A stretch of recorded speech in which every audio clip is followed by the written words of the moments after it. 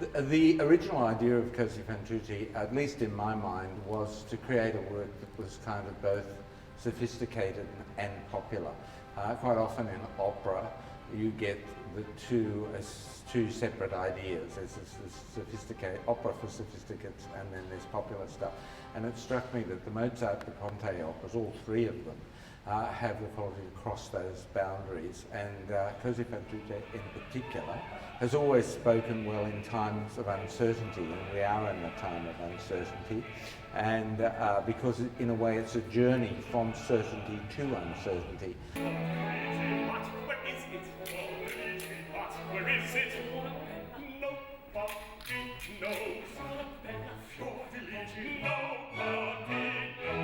It's a school for lovers, which is the subtitle, and it's a journey to enlightenment. Now what if I should give you copper-bottomed proof that they're just like all the others? It can't be done. Impossible. You bet. But the journey from innocence to experience, the journey from youth to the beginnings of maturity, is one that does come with its uncertainties intact, as it were.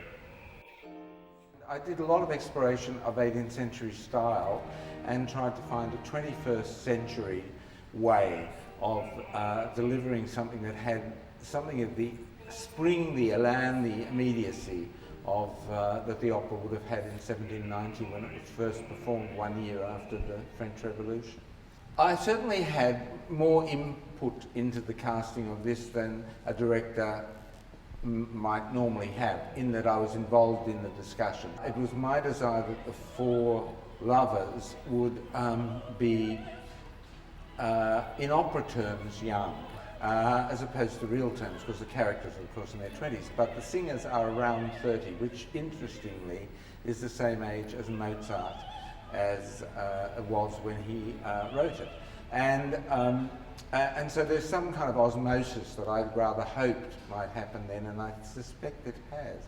Because 30 is an interesting age, because up to 29 you can still play it as a teenager, but come 30, maturity beckons. I was concerned to have a cast that would bring a great deal of authority, both musically and dramatically, and I think that's happened.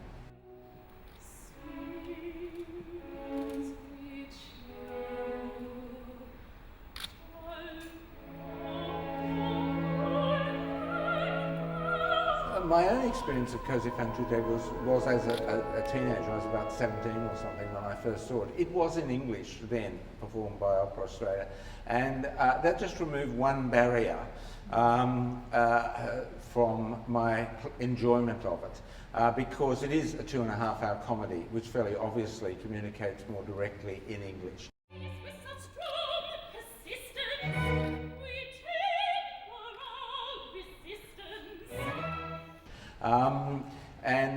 Secondly, I think that a lot of operas pass by on the surtitle screen without people actually knowing what they're about.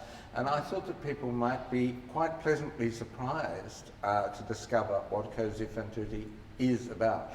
And there was an excellent translation by Jeremy Sams, which is very faithful to the Ponte's libretto in particular, but also very singable.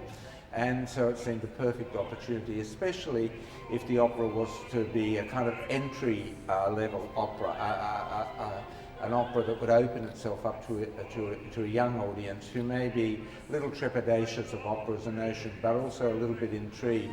This is the kind of production that one hopes might open the door. Both Ralph Myers and Gabriella Tyler and Damien Cooper, who are respectively set costume lighting designers have been people that I've known and whose work I've admired. In the case of Ralph, I worked with him way back when he was a NIDA student. Obviously he's moved on directly, doing a bit of directing in fact as well, but basically designing for Sydney Theatre Company, Belvoir Street, some outstanding sets including recently Streetcar Named Desire, with Kate Blanchett, and he shares a kind of modernist sensibility. Basically I wanted to strip everything away and make it very much a performance piece, but for that to happen within a space that is acoustically strong and that actually releases the opera to the audience. It's a certain kind of design.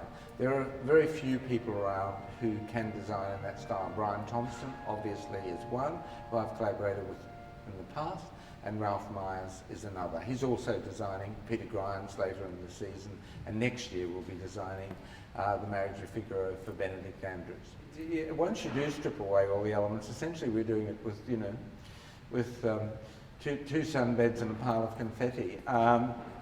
For 2.5 hours, that requires an enormous degree of invention, both for myself, the designers, and the cast. But visually, it's beginning to tell its own story, and my hunch is it's a pretty special story.